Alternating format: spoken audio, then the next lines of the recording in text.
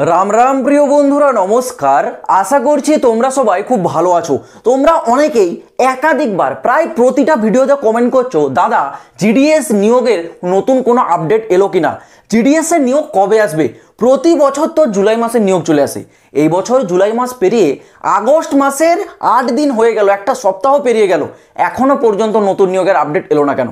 দেখো এখনো পর্যন্ত কিছু আপডেট আসেনি, তাই আমি দিতে পারছিলাম না, কিন্তু তোমাদের জন্য নতুন একটা আপডেট এসেছে। গতকাল জিডিএস এর তরফ থেকে একটা নোটিফিকেশন আউট করা হয়েছে, সেখানে দুটো পরিবর্তনের কথা উল্লেখ করেছে। এই দুটো পরিবর্তনই তোমাদের জন্য খুবই গুরুত্বপূর্ণ পরিবর্তন। এছাড়াও নিয়োগ কবে আসবে সেটাও আমি তোমাদেরকে বলবো। অনুরোধ একটাই, পুরো ভিডিওটাকে কমপ্লিট দেখার চেষ্টা করো। তো দেখো জিডিএস এর তরফ থেকে একটা নতুন নোটিফিকেশন আউট করেছে, যেখানে জিডিএস এ কিছু নতুন আপডেট করানোর কথা বলেছে। দুটো আপডেট আসবে। কি কি আপডেট? প্রথম যেটা সেটা allowing accommodation of paid leave up to a maximum 45 day. আর দ্বিতীয় যেটা বলেছে introduction of e engagement roll out for GDS. দেখো ক্লিয়ারলি বলে দিই, সর্বপ্রথম যেটা বলেছে allowing accommodation paid leave 45 days, এটার অর্থ কি জানো? জিডিএসে যারা যাবে বা যারা জিডিএসে আছে সকলেই জানো জিডিএস একটা সরকারি চাকরি, সেখানে সরকারের একটা ছুটি দেয়। তো তোমাদের যে ছুটি সেটা প্রতি 6 মাসে 10 দিন থাকে, যেটা তোমরা কোনো কারণবশত নিতে পারো। সেটা তোমাদের যে কোনো কারণ হতে পারে, তোমরা 10 দিনের ছুটি নিতে পারো। তো এতদিন ধরে কি চলে এসেছে, 6 মাসের মধ্যে যদি তুমি 10 দিন ছুটিটা না নাও, মানে অনেকে আছে না যাদের কোনো প্রয়োজন নেই ছুটি, তারা ছুটি নেয় না, ছুটিটা কি হতো এক্সপায়ার হয়ে যেত 6 মাস পর। কিন্তু এইবার থেকে সেটা হবে না। 6 মাসের যদি তুমি 10 দিনের ছুটিটা না নাও, সেটা তোমাদের রয়ে যাবে, মানে স্থগিত করে দেওয়া হবে। তারপর আবার পরের 6 মাস 10 দিন ছুটি থাকবে, সেটাও যদি না নাও সেটাকেও তোমার জমিয়ে দেওয়া হবে। এইরকম সর্বোচ্চ তুমি 45টা ছুটি কিন্তু জমাতে পারবে। মানে বুঝতে পারছো, তুমি যদি মনে করো যে এখন আমার ছুটির কোনো প্রয়োজন নেই, তুমি ছুটি না নিলেও সেগুলো তোমার আস্তে আস্তে জমে যাবে। টোটাল সর্বোচ্চ 45টা ছুটি একসাথে জমা করতে পারবে। আর সেই ছুটিটা চাইলে তুমি একসাথে টানা নিয়ে নিতে পারবে। মানে তুমি যদি চাও যে আমি 45 দিনের যে ছুটিটা জমিয়েছি এটা একসাথে নেবো, পুরো ছুটিটা তুমি একসাথে নিতে পারবে। এক টানা 45 দিন তুমি কিন্তু একটা ছুটি পেয়ে যাবে। এবার তুমি সেটা যে কোনো কারণে নিতে পারো, সেটা তুমি কিন্তু এবার থেকে সুযোগটা পেয়ে যাবে। এটা একটা বিরাট বড় পরিবর্তন তোমাদের নিয়ে আসছে এবারে জিডিএসে। দ্বিতীয় যেটা বলছে দেখো, introduction of e engagement roll out for, এখানে কি বলছে জিডিএস। এবার ই এঙ্গেজমেন্টটা কি? দেখো একজন জিডিএস যখন ফর্ম ফিল আপ শুরু করে, মানে অনলাইন অফিসিয়াল ওয়েবসাইটে ফর্ম ফিল আপ শুরু করলো, সেখান থেকে একেবারে রিটায়ারমেন্ট পর্যন্ত এত বছরের যে তার জিডিএসে থাকাকালীন সে যে কাজ করবে, তার বিভিন্ন প্রকারের সার্টিফিকেট হয়। আমি যদি সার্টিফিকেট বলা শুরু করি তোমরা গুণে শেষ করতে পারবে না। ফর্ম অ্যাপ্লাই করলে অ্যাপ্লিকেশনের একটা ফর্ম হয়, তারপর তুমি ডকুমেন্টস ভেরিফিকেশন করালে সেখান থেকে একটা তোমাদেরকে প্রুফ হিসেবে সার্টিফিকেট দেয়। তারপর 7 দিনের পর ট্রেনিং হয়ে গেল, ট্রেনিংটার পর একটা সার্টিফিকেট দেয়। জয়েনিংয়ে তোমাদের লেটার হয়, তারপর তোমাদের স্যালারি স্লিপ হয়।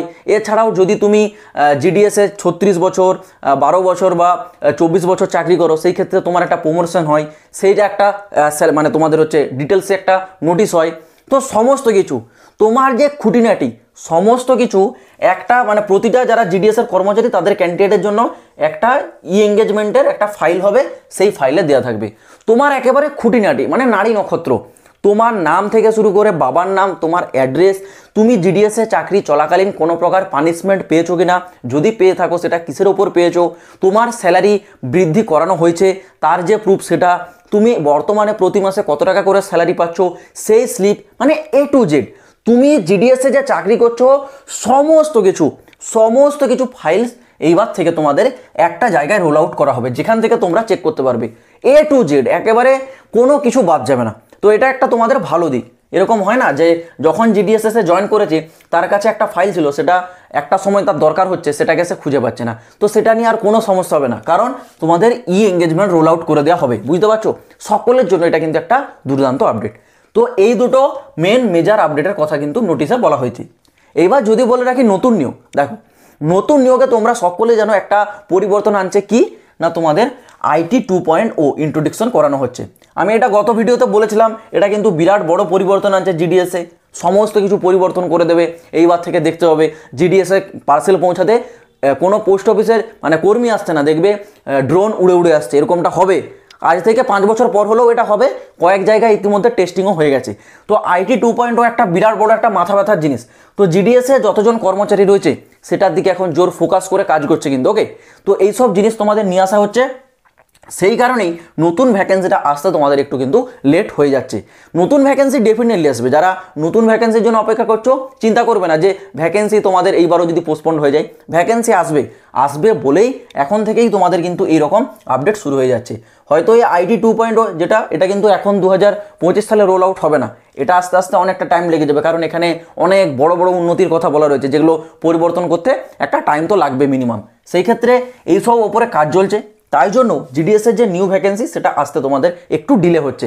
কিন্তু তাও আমি তোমাদের মোটামুটি বলছি, জিডিএসের যে নতুন নিয়োগ সেটা তোমরা এই মাসেই পাবে, আগস্ট মাসেই তোমরা পাবে। ওকে, এই আগস্ট 2025 তোমরা অপেক্ষা করো শেষ পর্যন্ত, কারণ এখন তোমাদের আসবে না। তোমরা জানো জিডিএসের একটা লিস্ট আউট হয়েছে, সেই লিস্টে ডকুমেন্টস ভেরিফিকেশন চলবে 14ই আগস্ট পর্যন্ত। 14ই আগস্ট পর্যন্ত যতদিন না তার ডকুমেন্টস ভেরিফিকেশন কমপ্লিট হচ্ছে ততদিন কিন্তু তোমাদের নতুন নিয়োগ আসবে না। মানে তোমরা এক্সপেক্টেড ধরে রাখতে পারো ওই 15ই আগস্ট। ওকে, 15ই আগস্টের পর তোমাদের নোটিফিকেশন জারি হবে। এবার এটা আমি তোমাদের সম্ভাবনা বলছি, একেবারে 100% কনফার্ম এমনটা নয়, কারণ টেকনিক্যালি ফল্ট হতেই পারে, সেটা তো আর কেউ বলতে পারবে না আগে থেকে। তো তাই তোমরা মোটামুটি ধরে রাখো যে 15ই আগস্টের পর তোমাদের কিন্তু নোটিফিকেশান আসবে।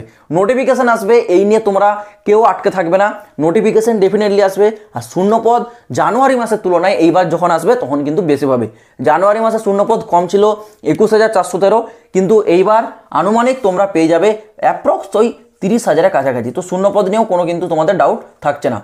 আর যেটা আমি তোমাদের বলেছিলাম ওই 50 নম্বরের পরীক্ষা জিডিএস নিয়োগে, যেটা তোমাদের মেরিট লিস্ট আউট করার পর তোমাদের করানো হবে, তো সেটা ছিল একটা প্রপোজাল, যেটা ডিপার্টমেন্ট অফ পোস্টের তরফকে মানে প্রপোজাল রেখেছিল, অ্যাজ এ আবেদন একটা জানিয়েছিল, কিন্তু সেটাকে এখনও একসেপ্ট করেনি। যদি একসেপ্ট করতো তাহলে ডিপার্টমেন্ট অফ পোস্টের তরফ থেকে নোটিফিকেশন আউট করে জানিয়ে দিত যে এইবার থেকে জিডিএসে তোমাদের 50 নম্বর পরীক্ষা হবে, কিন্তু সেটা এখনও একসেপ্ট করেনি। আর জিডিএসের তরফ থেকে সেরকম কিছু আপডেটও কিন্তু আসেনি। মোটামুটি তোমরা ধরে রাখো জিডিএসে এতদিন যেই প্রসেসটা ছিল সেই প্রসেসটাই ফলো হবে। যেমন মাধ্যমিক পাস যোগ্যতার ক্যান্ডিডেটরা আবেদন করতো সেটাই থাকবে, এখানে বয়সসীমা 18 থেকে 40 বছর থাকতো সেটাই থাকবে, এখানে তোমাদের যে মেরিট লিস্টে বেস্ট চাকরি সেটাই থাকবে। মানে কোনো কিছু এখনও কিন্তু পরিবর্তন থাকছে না, যেমন ছিল সেরকমই থাকবে। তবে যদি পরিবর্তনটা লাগু হয় তাহলে নোটিফিকেশন কিন্তু অনেক আগেই জারি করে দেবে। তো এই নিয়ে তোমরা কেউ ভাববে না, যখনই জিডিএসের তরফ থেকে নতুন কিছু আপডেট আসবে, নতুন কিছু পরিবর্তন করা হবে, সব থেকে আগে আপডেট তোমরা কিন্তু এই চ্যানেলে পাবে। যারা এখনও চ্যানেলটাকে সাবস্ক্রাইব করোনি, অনুরোধ চ্যানেলটাকে সাবস্ক্রাইব করে রাখো, কারণ India post office GDS related প্রতিটা লেটেস্ট আপডেট সব থেকে আগে তোমরা কিন্তু এই চ্যানেলেই পাবে। তো আশা করছি বন্ধুরা আমি তোমাদেরকে যে আপডেটটা ছিল সেটাও বোঝাতে পারলাম, আর নতুন নিয়োগ সংক্রান্ত যে খবর যেটা নিয়ে তোমরা এতদিন ধরে অপেক্ষা করছিলে সেটাও আমি তোমাদের কাছে পৌঁছাতে পারলাম। যদি তোমরা কোনো রকম তোমাদের যদি বুঝতে অসুবিধা হয়, কোনো যদি প্রশ্ন থাকে, কমেন্ট বক্স খোলা থাকছে, কমেন্টে কমেন্ট করে জানাবে। আর আজকের এই ভিডিওটা এই পর্যন্ত থাক, দেখা হবে আবার পরের ভিডিওতে নতুন কোনো আপডেটের সাথে। জয় হিন্দ, বন্দে মাতরম।